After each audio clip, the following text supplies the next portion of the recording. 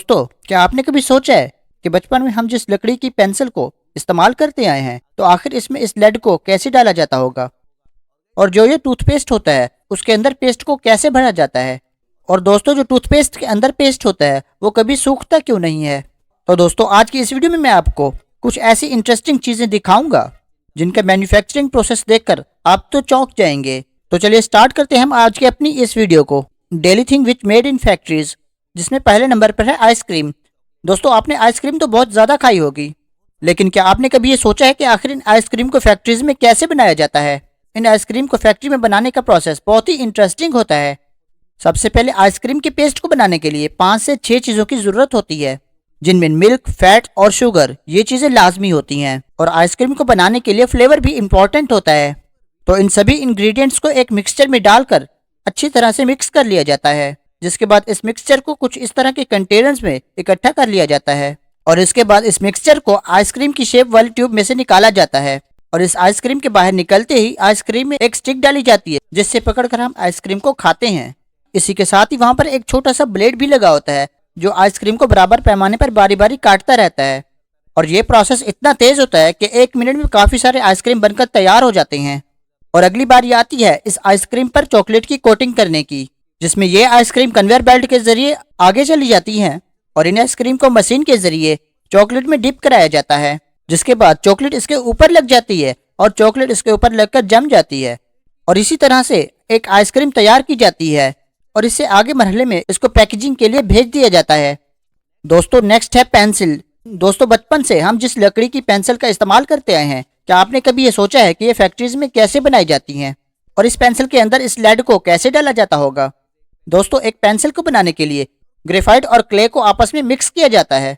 ये एक मिक्सचर ही होता है जिसके जरिए से पेंसिल के लेड को बनाया जाता है।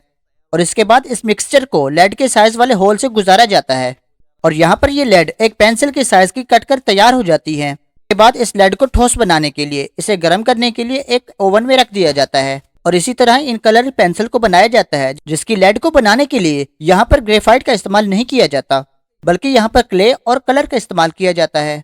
जिसे बनाने के लिए क्ले के अंदर कलर को डाल दिया जाता है और इस कलर पेंसिल की लेड को बनाने के लिए सेम प्रोसेस इस्तेमाल किया जाता है। तो इसके बाद जब ये लेड ठोस हो जाते हैं तो उन्हें ओवन से बाहर निकाल दिया जाता है। तो अब बारी आती है उस सांचे को बनाने की, जिसे इस लेड को एक पेंसिल में तैयार करना होता है। इस प्रोसेस के लिए एक फिक्स साइज में काटी गई लकड़ी को इस्तेमाल किया जाता है और इसे बीच में से कट करके इस तरह से उसकी पतली सी तह को बना दिया जाता है, जैसे कि लेड इसके बीच में से अच्छी तरह से फंस सके। जैसे कि इसके बाद एक फाइनल प्रोसेस होता है कि इन दोनों लकड़ियों के बीच में लेड को रखा जाए और फिर इनको अच्छी तरह से प्रेस करके कुछ इस तरह से इनको आपस में चिपकाया जाता है। और इसके बाद फाइनली बारी आती है इन पेंसिल्स को एक एक करके कट करने की, जिसमें इन पेंसिल्स को CNC मशीन के जरिए हर शेप में काटा जाता है। और ये मशीन इन पेंसिल्स को इसमें दी गई कमांड्स के मुताबिक कट कर देती है।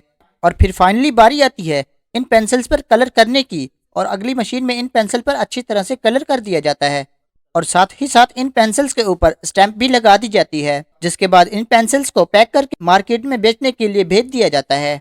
नेक्स्ट बारी आती है टूथपेस्ट की। तो दोस्तों, टूथपेस्ट तो हम सभी इस्तेमाल करते हैं, लेकिन क्या आपके दिमाग में कभी ये क्वेश्चन आया है कि ये टूथपेस्ट कभी सूखता क्यों नहीं है, और हम जब भी इसको इस्तेमाल करते हैं तो इसके अंदर से झाग क्यों निकलती है।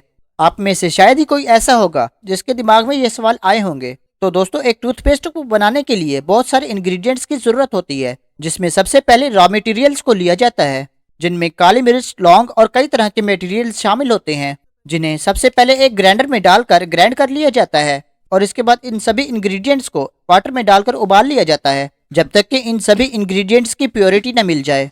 और दूसरी तरफ कैल्शियम कार्बोनेट में कैरेक पाउडर को डालकर अच्छी तरह से मिक्स किया जाता है, जिसमें कैल्शियम कार्बोनेट दांतों को सफेद करने के लिए इस्तेमाल होता है और कैरेक पाउडर टूथपेस्ट को नेचुरल कलर देने में इस्तेमाल होता है। इन दोनों के मिक्स होने के बाद एक दूसरे कंटेनर में SLS, जैसे कि सोडियम लॉरेल सल्फेट, इसमें बनाए गए पेस्ट में मिक्स किया जाता है।